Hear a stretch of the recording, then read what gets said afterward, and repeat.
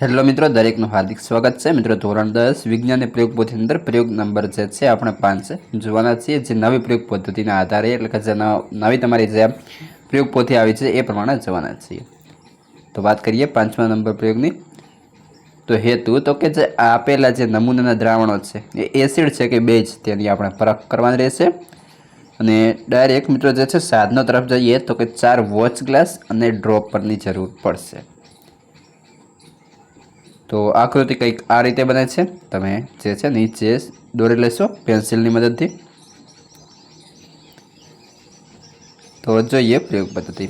તો સૌ પ્રથમ 4 વોચ ગ્લાસ લો, ત્યારબાદ દરેક વોચ ગ્લાસમાં મંદ હાઇડ્રોક્લોરિક એસિડને થોડા ટીમ્પા નાખો। હવે આકૃતિમાં દર્શાવ્યા પ્રમાણે તેમાં લાલ લિટમસ પત્ર, ભૂરું લિટમસ પત્ર, ફિનોલ્ફથેલિનનું દ્રાવણ અને મિથાઇલ ઓરેન્જનું દ્રાવણ નાખી તેની કસોટી કરો। આ રીતે દરેક દ્રાવણની સૂચકોની મદદથી કસોટી કરો અને અવલોકન નોંધો।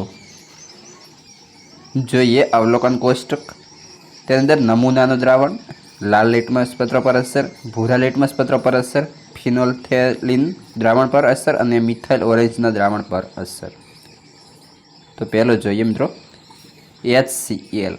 તો અહીં કોઈ અસર નહીં જોવા મળતી। ત્યારબાદ અહીં લાલ બનાવે, રંગવિહીન અને લાલ બનાવે। H2SO4 એટલે કે પરિવર્તન કરે નહીં, આ જે છે આની અંદર। ત્યારબાદ છે લાલ બનાવે, રંગવિહીન અને લાલ બનાવે।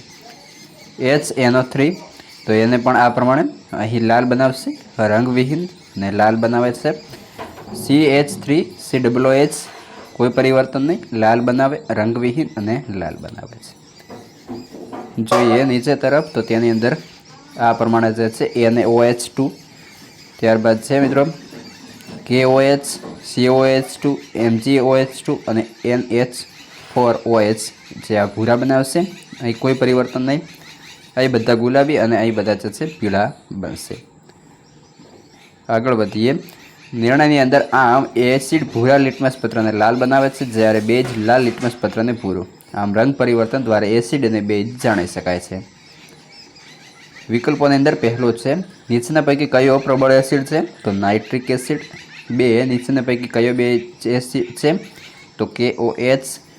3 નીચેના પૈકી કયા ક્ષારનો દ્રાવણની pH 7 છે? તો KNO3।